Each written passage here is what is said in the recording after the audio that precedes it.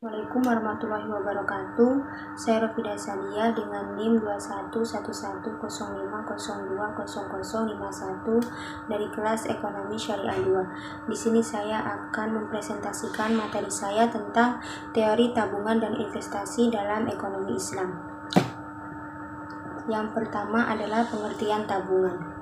Tabungan dapat didefinisikan sebagai pendapatan tahun yang tidak dibelanjakan atau tidak digunakan untuk konsumsi. Terdapat beberapa jenis tabungan, diantaranya tabungan khusus dan tabungan umum. Sedangkan tabungan nasional adalah pendapatan total dalam perekonomian yang tersisa setelah dipakai.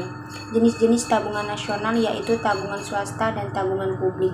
Tabungan swasta adalah jumlah pendapatan yang tersisa setelah rumah tangga membayar pajak dan konsumsi. Tabungan swasta terdiri atas dua tabungan, yaitu tabungan perusahaan dan tabungan rumah tangga. Tabungan publik adalah pendapatan pajak yang tersisa pada pemerintah setelah dikurangi pengeluaran pemerintah. Yang kedua adalah pengertian investasi.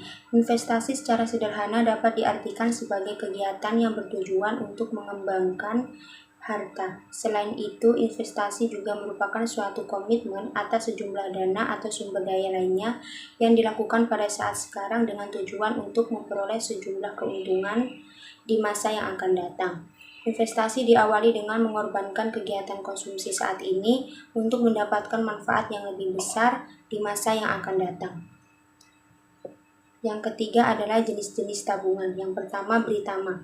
Produk tabungan beragam, kemudahan dengan didukung fasilitas m-banking dan sistem real-time online yang akan memungkinkan nasabah untuk bertransaksi kapanpun dan dimanapun.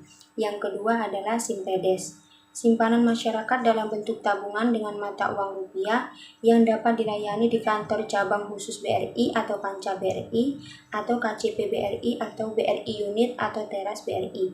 Yang keempat adalah Simpedes TKI, tabungan yang diperuntukkan bagi para TKI untuk mempermudah transaksi mereka, termasuk untuk penyaluran atau penampungan gaji TKI. Dan yang keempat adalah tabungan haji.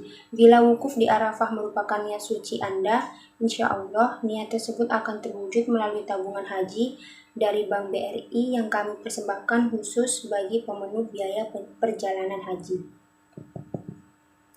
Dan yang keempat adalah jenis-jenis investasi. Yang pertama adalah investasi pada aset keuangan. Aset keuangan diperoleh pada lembaga keuangan, misalnya perbankan dan pasar modal. Contohnya deposito, saham, dan sukuk. Yang kedua adalah investasi pada aset real. Sedangkan aset real termasuk ke dalam golongan benda-benda tidak bergerak atau aset tetap. Contohnya tanah, properti, logam mulia, dan pabrik ataupun perusahaan.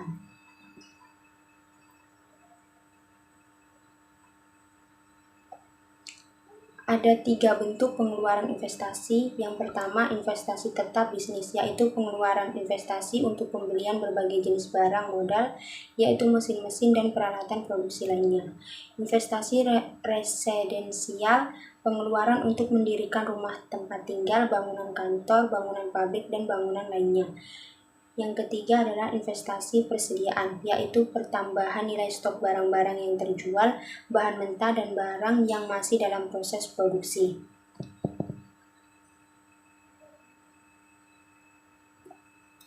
Tabungan dalam perspektif Islam. Menabung dalam Islam, sebagian mengatakan bahwa menabung sebenarnya tidak dianjurkan dalam Islam. Alasannya karena tabungan sejatinya umat muslim adalah tabungan di akhirat, sedangkan tabungan dunia tidak dianjurkan. Menurut penulis menabung itu perlu sebagaimana yang diajarkan oleh pengalaman Nabi Yusuf bahwa kita perlu menabung sebelum masa paceklik dalam kehidupan kita. Investasi perspektif dalam Islam. Investasi dalam perspektif ekonomi Islam, seseorang yang akan melakukan investasi hendaklah memperhatikan syarat-syarat yang dilarang dan diperbolehkan dalam berinvestasi, sehingga bermanfaat baginya untuk dunia dan akhirat seperti yang terkandung dalam Al-Quran, hadis, ijma, dan qiyas.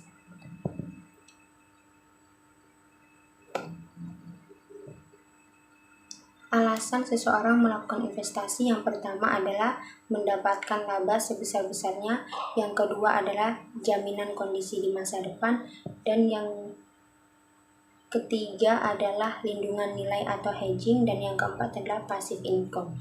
Sekian presentasi dari saya. Assalamualaikum warahmatullahi wabarakatuh.